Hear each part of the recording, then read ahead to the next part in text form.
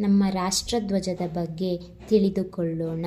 ಭಾರತ ದೇಶದ ರಾಷ್ಟ್ರಧ್ವಜವನ್ನು ತಿರಂಗ ಧ್ವಜ ಎಂದು ಕರೆಯುತ್ತಾರೆ. ಇದು ನಮ್ಮ ದೇಶದ ಗೌರವ, ಏಕತೆ ಮತ್ತು ಸ್ವಾತಂತ್ರ್ಯದ ಸಂಕೇತವಾಗಿದೆ. ಭಾರತದ ರಾಷ್ಟ್ರಧ್ವಜವನ್ನು constituent assembly of India 22 July 1947 ಅಂಗೀಕರಿಸಿತು. ಈ ಧ್ವಜದ ವಿನ್ಯಾಸವನ್ನು ಪಿಂಗಲಿ ವೆಂಕಯ್ಯ ಅವರು ರೂಪಿಸಿದರು. ತಿರಂಗ ಧ್ವಜವು 3 ಸಮಾನ ಅಡ್ಡಪಟ್ಟಿಗಳನ್ನು ಒಳಗೊಂಡಿದೆ. ಉದ್ದ ಅಗಲದ ಅನುಪಾತ 3:2 ಆಗಿದೆ.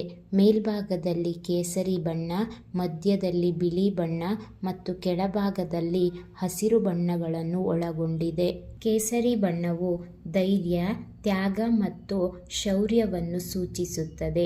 ಇದು ದೇಶದ ನಾಯಕರ ಬಲಿದಾನವನ್ನು ನೆನಪಿಸುತ್ತದೆ. ಬಿಳಿ ಬಣ್ಣವು ಶಾಂತಿ, ಸತ್ಯ ಮತ್ತು ಪವಿತ್ರತೆಯ ಸಂಕೇತವಾಗಿದೆ. ಹಸಿರು ಬಣ್ಣವು ಸಮೃದ್ಧಿ, ಕೃಷಿ ಮತ್ತು ಅಭಿವೃದ್ಧಿಯನ್ನು ಸೂಚಿಸುತ್ತದೆ. ಈ 3 ಬಣ್ಣಗಳು ದೇಶದ ಜನರ ಏಕತೆಯನ್ನು ತೋರಿಸುತ್ತವೆ.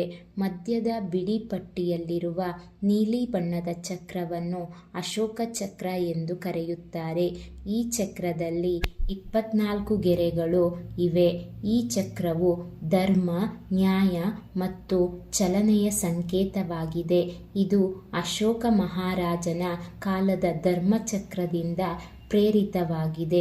ಚಕ್ರವು ಸದಾ ಮುಂದುವರಿಯುವ ಪ್ರಗತಿಯನ್ನು ಸೂಚಿಸುತ್ತದೆ. ಭಾರತವು 15 ಆಗಸ್ಟ್ 1947 ಸ್ವಾತಂತ್ರ್ಯ ಪಡೆದ ನಂತರ ಈ ಧ್ವಜವನ್ನು ರಾಷ್ಟ್ರಧ್ವಜವಾಗಿ ಬಳಸಲಾಯಿತು. ಪ್ರತಿ ವರ್ಷ ಸ್ವಾತಂತ್ರ್ಯ ದಿನ ಆಗಸ್ಟ್ 15 ಮತ್ತು ಗಣರಾಜ್ಯೋತ್ಸವದ ದಿನ ಜನವರಿ 26. ಈ ದಿನಗಳಲ್ಲಿ ರಾಷ್ಟ್ರಧ್ವಜವನ್ನು ಗೌರವದಿಂದ ಹಾರಿಸಲಾಗುತ್ತದೆ. ಶಾಲೆಗಳು, ಸರ್ಕಾರಿ ಕಚೇರಿಗಳು ಮತ್ತು ಸಾರ್ವಜನಿಕ ಸ್ಥಳಗಳಲ್ಲಿ ಧ್ವಜಾರೋಹಣ ನಡೆಸಲಾಗುತ್ತದೆ. ರಾಷ್ಟ್ರಧ್ವಜಕ್ಕೆ ವಿಶೇಷ ಗೌರವವನ್ನು ನೀಡಬೇಕು. ಧ್ವಜವನ್ನು ನೆಲಕ್ಕೆ ಬೀಳಿಸಬಾರದು. ಕಳೆಗುಂದಿದ ಧ್ವಜವನ್ನು ಬಳಸಬಾರದು ಮತ್ತು ಧ್ವಜವನ್ನು ಸರಿಯಾದ ನಿಯಮಗಳಂತೆ ಹಾರಿಸಬೇಕು.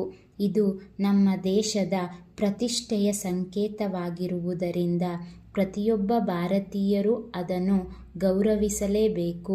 ಒಟ್ಟಿನಲ್ಲಿ ತಿರಂಗ ಧ್ವಜವು ಕೇವಲ ಬಣ್ಣಗಳ ಸಮೂಹವಲ್ಲ, ಅದು ದೇಶದ ಇತಿಹಾಸ, ಸಂಸ್ಕೃತಿ, ಬಲಿದಾನ ಮತ್ತು ಏಕತೆಯ ಪ್ರತೀಕವಾಗಿದೆ. ನಮ್ಮ ರಾಷ್ಟ್ರಧ್ವಜವನ್ನು ಗೌರವಿಸುವುದು ನಮ್ಮ ಕರ್ತವ್ಯವಾಗಿದೆ. Thank you for watching this video.